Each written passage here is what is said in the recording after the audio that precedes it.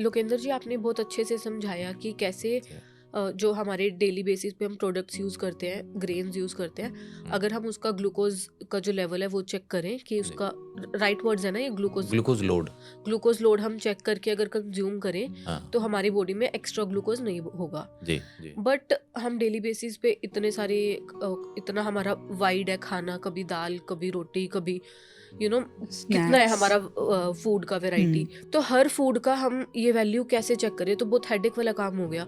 मतलब मैं कहाँ से ढूंढूं या फिर कैसे बताएं? और हर चीज का चेक इनफैक्ट करना। हमें तो आज पता चल रहा है कि ग्लूकोज लोड कुछ होता है। जिनको पता भी नहीं है उनको हम कैसे एजुकेट करें, हमारे रिलेटिव्स को? जी जी जी। तो ये क्योंकि जब हमने लोगों के साथ काम करना शुरू किया और उनको गाइड करना शुरू किया, तो वी फेल्ट द नीड कि कोई ऐसा हैंड्स ऑन टूल हो कि आदमी इमीडिएटली देख ले। राइट। तो हमने एक EGL चार्ट बनाया है जिसमें 300 से ज़्यादा फूड आइटम जो हम घर में यूज़ करते हैं। ओके। मैं EGL आपको चार्ट। EGL चार्ट दिखाता हूँ। Sure.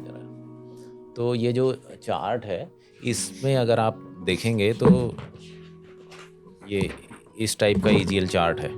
तो इसमें आप कलर कोडिंग देख रहे हैं ट्रैफिक लाइट वाली, राइट। ग्रीन है, येलो है, रेड है। तो ग्रीन खा सकते हैं, येलो कम खाना है, रेड नहीं खाना है। तो अगर ग्रीन से खाएंगे तो आपका ब्लड शुगर नहीं बढ़ेगा।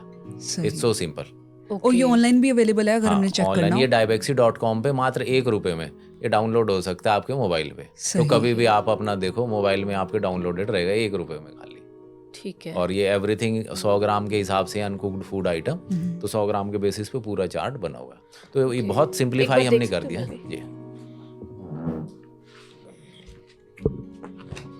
EGL means estimated glucose load. हाँ जी। Okay. Breads, biscuit, fruits, non veg सब में बताया, स्वीट्स आल्सो। हाँ जी, इवन शुगर ही है 40-50 टाइप की। तो सो इसमें जैसे रेड है तो ब्रेड्स हमें नहीं खाने चाहिए, ये फ्रूट बन्स, पिज्जा बेस, आप पोहा का देखिए, उसमें इसमें रेडीमेड सीरियल्स में दिखेगा पोहा। पोहा का EGL इज 79.2, ऑलमोस्ट 80। और ये हमें बताया जाता है कि it's very healthy to have in breakfast. और देखो गेहूं का 50 है, इसका 80 है। Oh my god. सबसे ज्यादा किसका है अब तक पूरे चार्ट में? वो तो ग्लूकोज का 100 है और एक और कंपोनेंट होता है माल्टोडेक्स्ट्रिन। ओके। उसका 110 होता है। और वो प्रोटीन पाउडर्स वगैरह में, शुगर फ्री प्रोटीन पाउडर में मिलाते हैं उसको। ओके। तो that is the most dangerous item जी। कि माल्टोडेक्स्ट्रिन, उसका ग्लूकोज लोड एकदम ज्यादा है।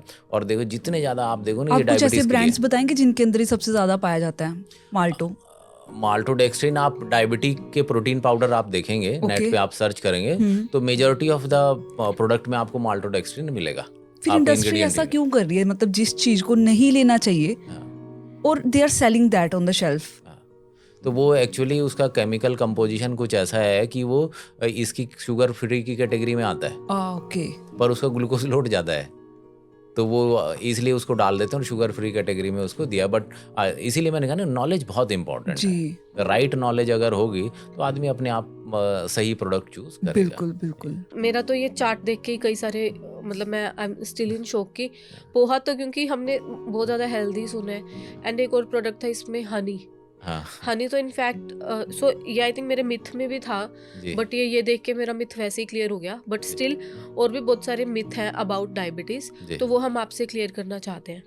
सो first is people with diabetes can not eat sugar. Yes, they should not eat sugar. हाँ, तो ये शुगर तो डायरेक्ट कंपोजिशन है, but apart from sugar there lot of things which you should not eat. जैसे हमने कहा साबूदाना, सो साबूदाना का glucose 80 है। पोहा नहीं खाना चाहिए, पोहे का ग्लूकोज लोड 80 है। ये प्रोटीन पाउडर जिनमें माल्टोडेक्स्ट्रिन मिला होता है, इसका तो 110 है माल्टोडेक्स्ट्रिन का, वो नहीं लेना चाहिए। तो बहुत सारी चीज़ें हैं। जो एनर्जी ड्रिंक्स आते हैं जी। वो नहीं पीने चाहिए, क्योंकि उनमें सब में ग्लूकोज लोड होता है।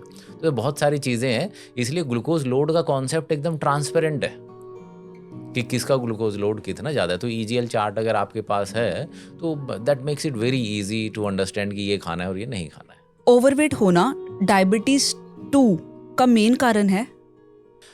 हम इसको थोड़ा सा और पीछे अगर लेके चलें, जैसे मैंने कहा कि डायबिटीज़ इंसुलिन ज़रूरत से ज़्यादा होने से हो रहा है। हाँ जी। तो अगर बॉडी में ज़रूरत से ज़्यादा इंसुलिन है तो कई चीज़ें हो सकती हैं। तो पहला, वजन बढ़ सकता है, राइट। पहला। दूसरा, डायबिटीज़ हो सकती है। तीसरा, ब्लड प्रेशर बढ़ सकता है। चौथा, कोलेस्ट्रॉल बढ़ सकता है।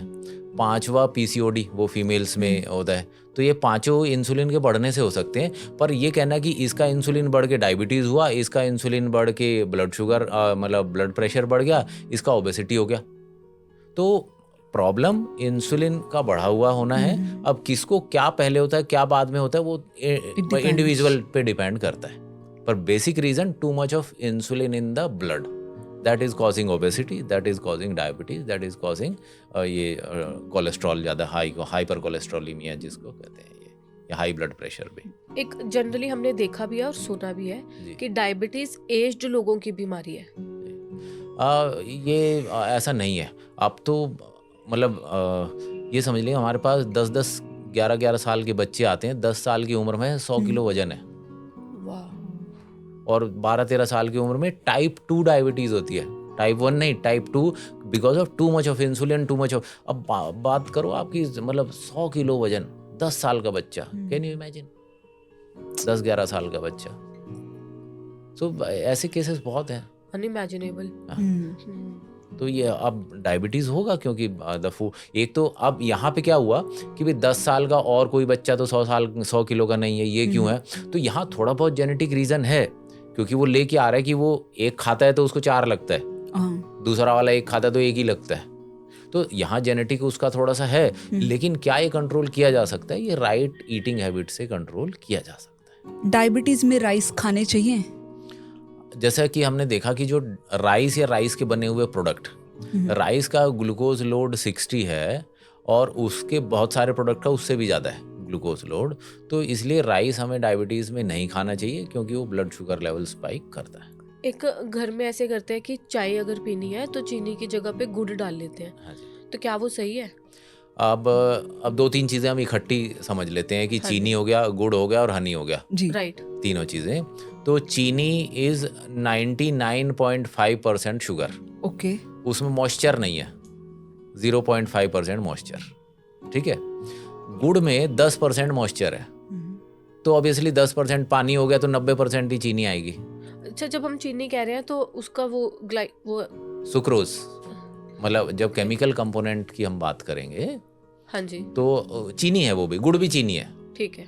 आप ये समझ लीजिए ना, ब्राउन चीनी समझ लीजिए उसको। तो डिफरेंस क्या हुआ कि चीनी में पानी नहीं है, गुड़ में 10% पानी है, राइट। तो 10% पानी है तो मतलब 10% शुगर कम हो गया जी। शहद में 15-20% पानी है तो उसमें 15% चीनी कम हो गई, तो इतना ही डिफरेंस है। आप चीनी का घोल बना लो और शहद पी लो, एक ही बात है। बट ऐसा क्यों माना जाता है कि अगर शक्कर पी रहे हो तो वो खराब नहीं करेगी, डायरेक्ट चीनी पी रहे हो तो वो ज्यादा खराब करेगी? अब वो थॉट प्रोसेस है लोगों का, बट जब ब्लड शुगर इम्पैक्ट की हम बात करेंगे तो वो सिमिलर होगा।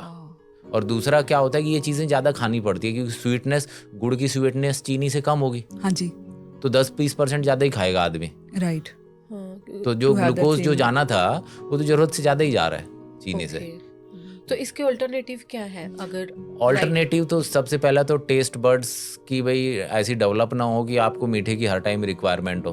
ओके, तो वो मतलब you know when you eat for the entertainment, तो आपका जो फूड हैबिट है वो डिफरेंट होता है, तो you need sugar very frequently. तो अगर आप वो फूड हैबिट छोड़ देंगे, स्वीटनेस नहीं खाएंगे ज़्यादा, तो उसकी रिक्वायरमेंट आपकी रिड्यूस हो जाती है।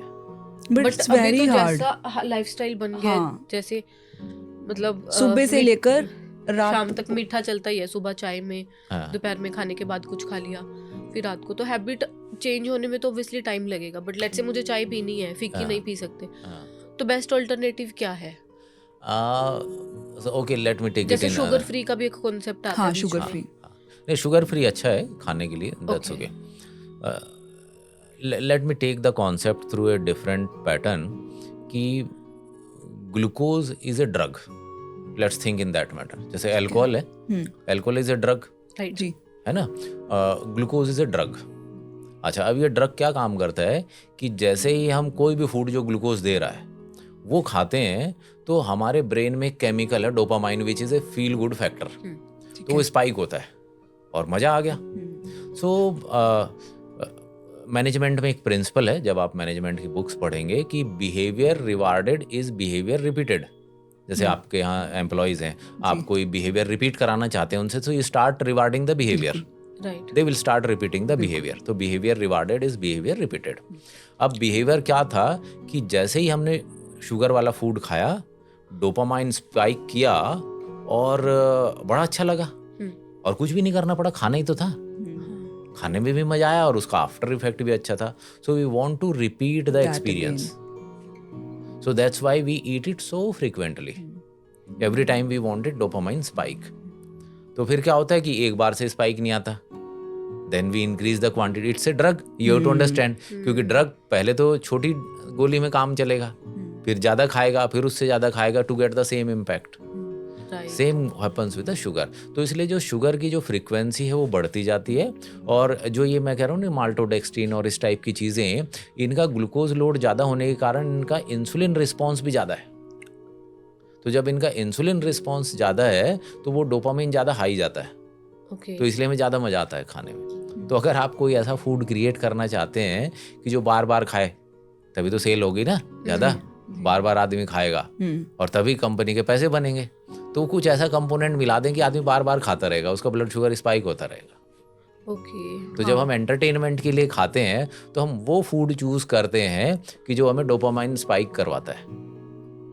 इसी वजह से ये हमारे इंडिया में इनफैक्ट हमने सुना है कि बाहर के कंट्रीज में नहीं ऐसे होता कि किड्स के प्रोडक्ट्स में भी इतना शुगर होता है। हाँ। इंडिया में बहुत ज्यादा शुगर होता है इवन किड्स के प्रोडक्ट्स में भी, क्योंकि वो स्टार्टिंग से ही हैबिट लगा देते हैं हम। हाँ, किड्स का आप ये माल्टोडेक्स्ट्रिन में बता रहा हूँ, बच्चों के प्रोडक्ट में होता है, बेबी फूड में तो मतलब कोई नहीं बचा।